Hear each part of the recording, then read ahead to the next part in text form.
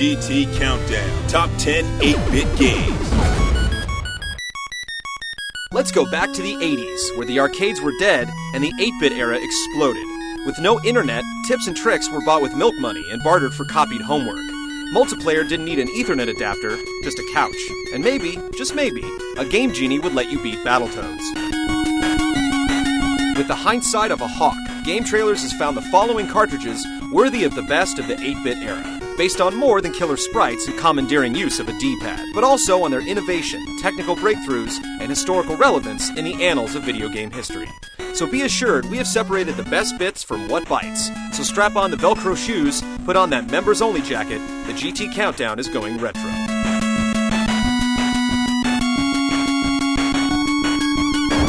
Number 10. River City Ransom. The RCR was a one-of-a-kind game in terms of style, and ahead of its time in a lot of ways. Battling gangs to rescue girlfriends was nothing new, but instead of constantly pushing forward, you could freely walk around town, pick your fights, and drop cash into snacks and self-improvement. Beaten down enemies shout cries of defeat like barf, and drop jingling change, which you spend at local shops. Buying a pair of shoes, chowing down on burgers at Merv's, and buying CDs all buff up stats to make you more of a badass. Especially after learning some sweet martial art techniques from books. The game is best played with a friend so that you can beat up enemies with your partner. Literally.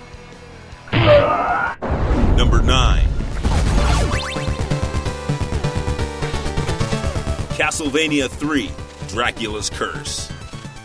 Long before gamers had access to railguns, rocket launchers, and sniper rifles, there were only two weapons to live by, a whip and a stash of hearts. With diverging level branches, a haunting soundtrack, and spooky visuals, this excursion into Transylvania was not only one of the most impressive and action-packed, but also one of the most innovative. For the first time in the Castlevania series, protagonist Trevor Belmont was able to switch control between different companions, including Mr. Symphony of the Night himself, Alucard, adding a whole new set of skills and mobility to the experience. As ageless as Dracula himself, Castlevania 3 is still one of the hardest in the series to date, a hearty challenge for all the would-be vampire hunters in the centuries to come. Number 8. Shinobi.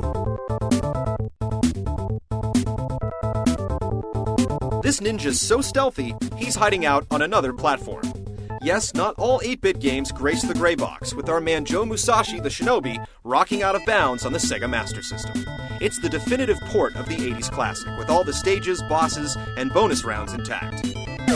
Sure, the ninjutsu magic may have been gimped, but being able to throw shurikens into a guy named Lobster's eyeball is eerily therapeutic. But it's all for a good cause, rescuing the world's children, just like Michael Jackson in Moonwalker, but without all that disturbing context. Number 7. Dragon Warrior 4.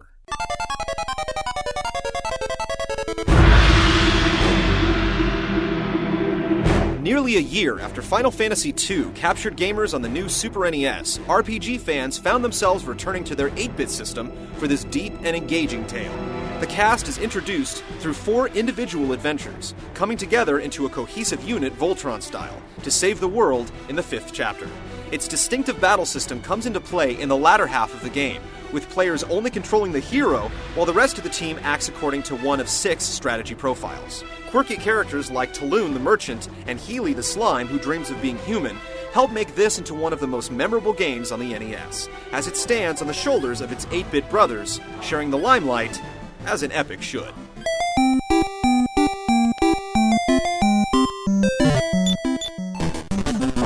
Number 6. Tecmo Super Bowl. Sports games have benefited the most from advances in technology, but there were a few champions of the 8-bit era. Blades of Steel was the best representation of hockey up to that point, and Double Dribble brought the excitement of round ball to consoles in style. But Tecmo Super Bowl is hands down the most realistic sports game of the era.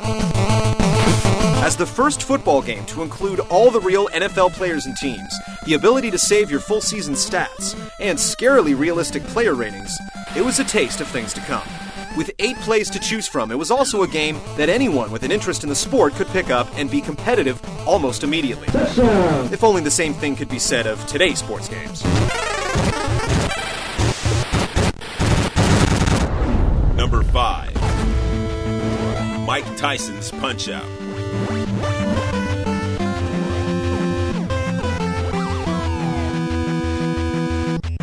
Birthed in the arcades, where it became a ring legend, the first home version of Punch-Out featured the likeness of boxing bad boy Mike Tyson. Pattern memorization and timing were the hallmarks of great Punch-Out arcade players, and the requirements were the same for the home version. Featuring reworked iterations of the arcade pugilists to create a meatier game, making it all the way through the massive string of opponents, only to face off against the near impossible Tyson, is a gaming accomplishment that's still revered to this day. Few 8-bit games had as much personality, and there hasn't been another console boxing game to sell as well since.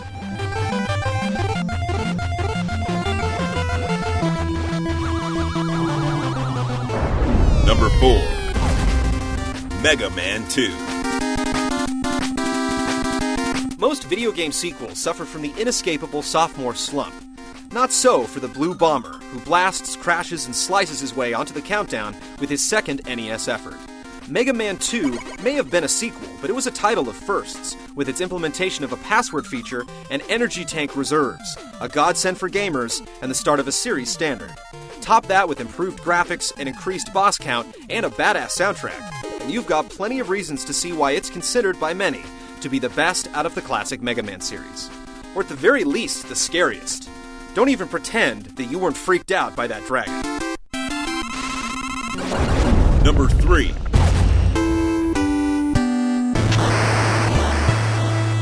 Contra.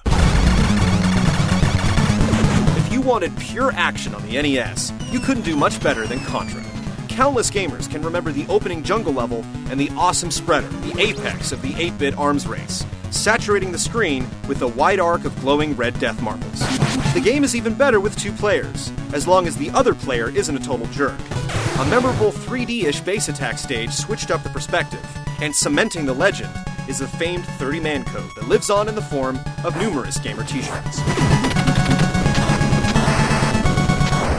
Number 2. The Legend of Zelda.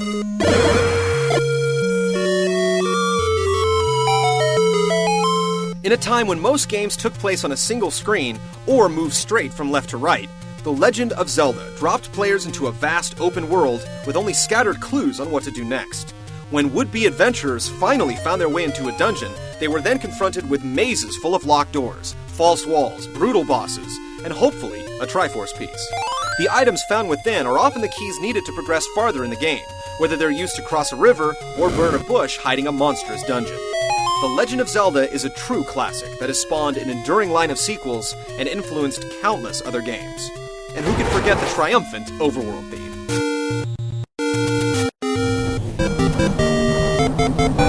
Number 1. Super Mario Bros. 3. It's the pinnacle of plumber platforming, and the crystallization of an era in cartridge form. An era long gone, but not forgotten. It's Mario, and he is 8-bit. Dropping the vegetables are good for you theme of its acid trip prequel, Mario III revisits its true origins and expands them to the nth degree. Different worlds bring different wonders, from icy tundras to ginormous Koopas, with secrets so diabolical only repeated viewings of The Wizard could bring clairvoyance. California. Packed to the brim with levels filled with Hammer Brothers and Koopa Kids, the new power-ups were Mario's arsenal, allowing him to take to the sky for the first time, or even turn to stone with the elusive Tanuki suit. But never forget the platformer's ultimate weapon, Kuribo's shoe. This certified sweatshop-free boot appears briefly, allowing Mario to stomp the unstompable. It's just a small touch, but the kind that cinches this Italian stallion another top slot.